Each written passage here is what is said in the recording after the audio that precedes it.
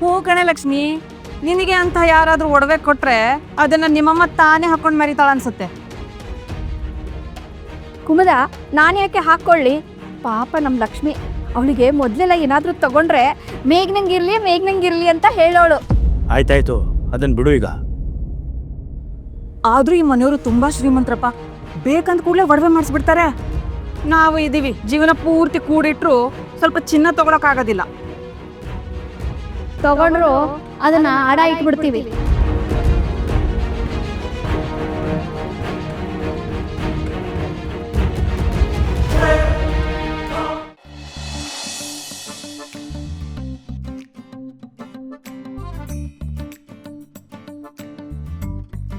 ನಾನು ಯಾರು, ನನ್ನ ಕೆಪಾಸಿಟಿ ಏನು ಅಂತ ತೋರಿಸ್ಬಿಡು.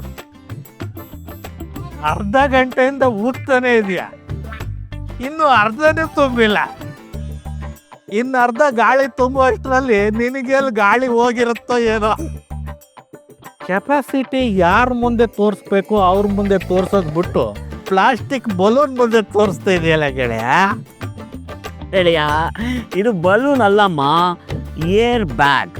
ಇದರಲ್ಲಿ ಗಾಳಿ ತುಂಬಿಸಿ ಸ್ವಿಮ್ಮಿಂಗ್ ಪೂಲಲ್ಲಿ ಹಾಕಿ ಅದ್ರ ಮೇಲೆ ನಾನು ಮಲಗಿ ಎಣ್ಣೆ ಹೊಡೆದು ತೇಲ್ತಾ ಇದ್ರೆ ಜೇಮ್ಸ್ ಬಾಂಡ್ ಥರ ಇರ್ತೀನಮ್ಮ. ನೀನು ಗಾತು ತುಂಬುವಷ್ಟರಲ್ಲಿ ನಾನು ಈ ಬಾಟ್ಲಿ ಕುಡಿದು ಖಾಲಿ ಮಾಡಿಬಿಡ್ತೀನಿ ಅನ್ಸುತ್ತೆ. ಕುಡಿದಿದ್ದು ನಶ ಎಲ್ಲ ಇಳ್ದೋಯ್ತು. ಬರ್ತೀನಿ ತಳು ಗೆಳೆಯ, ಒಂದು ಪೆಗ್ ಹಾಕೊಳ್ತೀನಿ. ಅಮ್ಮ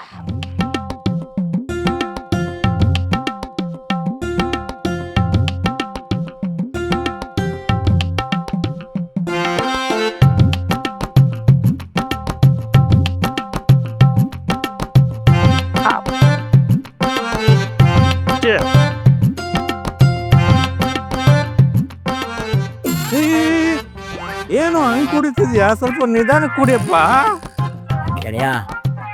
ನನಗೆ ಬರ್ತಾ ಇರೋ ಕೋಪಕ್ಕೆ ಇವತ್ತು ಕ್ಲಾಸಲ್ಲಿ ಬಾಟಮ್ ಸಿಪ್ ಅಲ್ಲ, ಈ ಬಾಟ್ಲಲ್ಲೇ ಬಾಟಮ್ ಸಿಪ್ ಬರೋದು ನನಗೆ ಕಿಕ್ ಕೊಡಿಯಲ್ಲಮ್ಮ.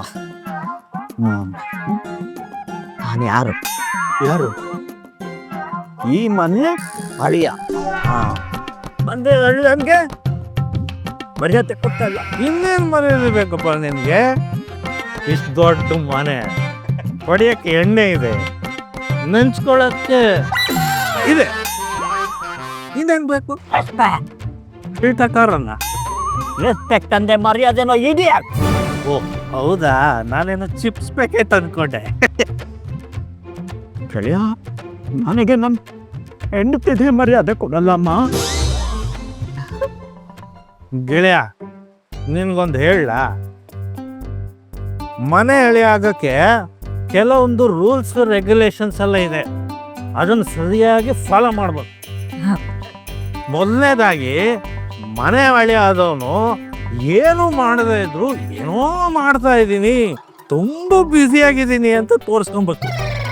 ಬ್ಯುಸಿಯಾಗಿಲ್ಲ ಅಂತ ಎಲ್ಲಾದ್ರೂ ಗೊತ್ತಾದ್ರೆ ಮನೆ ಕೆಲಸ ಕಚ್ಚಿಬಿಡ್ತಾರೆ.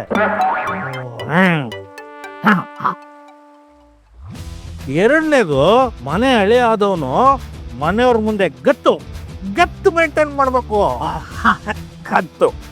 ಈಗ ನನ್ನೇ ನೋಡು, ನಮ್ಮ ಮನೆಯಲ್ಲಿ ನನ್ನ ಹೆಂಡತಿ, ನನ್ನ ಮಗಳು, ನನ್ನ ಸೋದರಲ್ಲಿ ಆ ಸಂಜೀವ ನನ್ನನ್ನು ನೋಡಿದ್ರೆ ಗಡ ಅಂತ ನಡುಗ್ತಾರೆ. ಹಂಗೆ ಮೇಂಟೈನ್ ಮಾಡಿದ್ದೀನಿ.